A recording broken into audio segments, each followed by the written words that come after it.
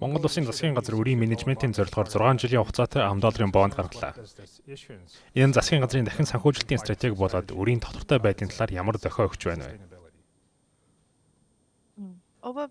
Ерөнхийдөө зээлжих зэрэглэлийн агентлагууд Монгол Улсын засгийн газрын үрийн менежментийг харьцангуй сайнаар үнэлж байгаа. Ерөнхийдөө бондын эргэн төлөлтөө дахин санхүүжүүлж, хугацааг нь сунгах зорилгоор шинэ бонд гаргалаа гэж харж байна. Ингэснээрээ үрийн дахин санхүүжилтийн эрсдлээ боддоор бууруулж байна. Энэ нь Монголын засгийн газар идэвхтэй урьдчилан тооцоолсон бодлого гэж харагдаж байгаа. Өөрөөр хэлбэл 2026-2029 онд дуусах бондуудын эргэн төлөгдөх хугацааг тулгалгүй урьдчилан арга хэмжээ авч байгаа нь сайн зүйл. Үнийг ч зээлжих зэрэглэлийн агентлагууд харж үзсэн байх. Гэсэдээ ч Монгол Улсын урт хугацааны үрийн тогтвортой байдал, зээлжих зэрэглэлийн төлөв нь түүхийн эдийн орлого болон засгийн газрын төсвийн сахилга баттай байдалд тулгуурласан хэвээрээ байгаа. Хэрэгжилтийг бид анхааралтай ажиглаж байна. Шинэ бондын хүү 6.3% байна. Хөгжиж буй зах зээл огцом савлгаатай энэ цаг үед хөрөнгө оруулагчид Монголын засгийн газрын бондыг хэр эрсдэлтэй гэж үнэлж байна вэ?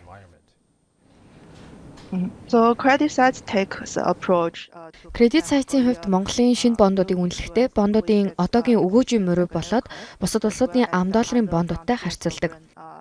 Манай үнэлгээний загварын дагуу үнэ нь бага зэрэг холдсон харагдаж байна. Гэхдээ өнөөгийн зах зээлийн савлгаатай нөхцөл байдлыг харгалзан үзэхэд боломжийн түвшинд байна.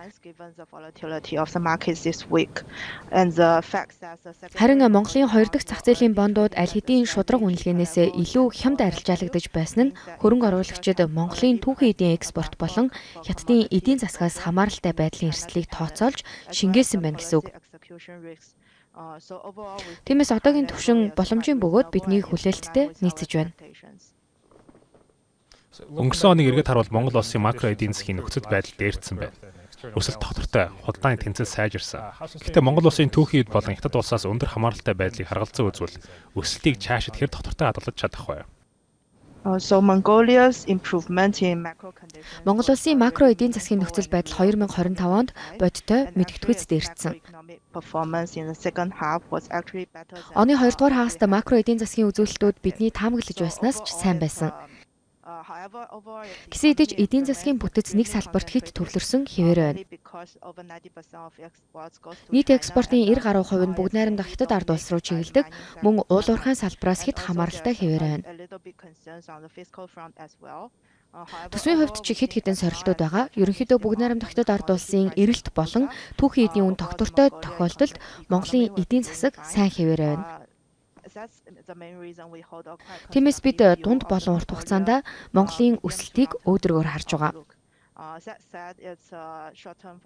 Гэхдээ богино хугацааны төлөв нь түүхийн эдийн үнийн хэлбэлцлээс шууд хамаардаг учраас урьдчилан таамаглахад нэлээд төвөгтэй байдаг. Төсвийн алдагдал өндөр, инфляц зорилттой түвшнээс дээгүүр хэвээр байна. Инфляцийг барих, эдийн засгийн өсөлтийг дэмжих хоёр зорилтыг тэнцвэртэй хадгалах нь Монгол банкны хувьд хэр хүнд сорилт болж байна вэ? Ерөнхийдөө энэ бол маш нарийн төвөгтэй тэнцвэржүүлэх ажил гэж хэлнэ.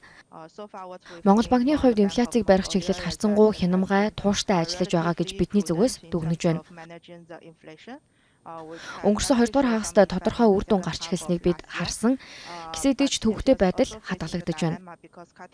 Ялангуяа Монгол улс импортын түлшнээс бүрэн хамааралтай энэ цаг үед бодлогын хүүг хит эрт бууруулах нь инфляцийг эргэн өдөөж валютын ханшийн дарамтыг нэмэгдүүлэх эрсдэлтэй. Тэгэхээр Монголын төв банкны зүгээс ойрын хугацааны өсөлтийг дэмжихээс илүүтэй инфляцийг тогтворжуулах, валютын ханшийг барих асуудлыг нэн тэргуунд тавих болов уу? Бидний хувьд ч энэ нь оновчтой алхам гэж үзэж байна. Нэг талаараа богино хугацааны өсөлтийг хойш тавьж байгаа мэт харагдаж, улс төрийн хувьд таатай биш байж болох ч энэ сонголт нь оновчтой авах болно. Улс төрийн тогтворгүй байдал, эрх баригч намын удирдлага өөрчлөгдсөн ч бодлогын залгамж чанар харьцангуй сайн хадгалагдаж байна. Гэхдээ цаашид Монгол улсын зээлжих зэрэглэлийн төлөв байдалд улс төрийн тогтвортой байдал хэр чухал вэ?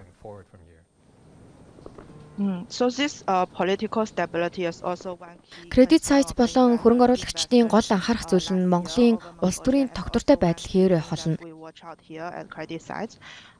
Гэхдээ бидний хувьд бодлогын залгамж чанар нь илүү ач холбогдолтой байна. And so far Mongolia has delivered that despite the changing leadership in Өнгөрсөн онд ихээхэн өөрчлөлтүүд гарсан ч Монгол улс бодлогоо тогтвортой үргэлжлүүлж чадсан. Мэдээж төсөв, мөнгөний бодлого болон гадаад бодлогын хүрээнд томоохон эргэлт гараагүй. Тиймээс улсын зээлжих чадварын үүднээс хараад үзвэл энэ алхам нь гинтийн эрсдлийг бууруулж хөрөнгө оруулагчдын Монгол улсад итгэх итгэлийг бэхжүүлэх нөлөөтэй байлаа.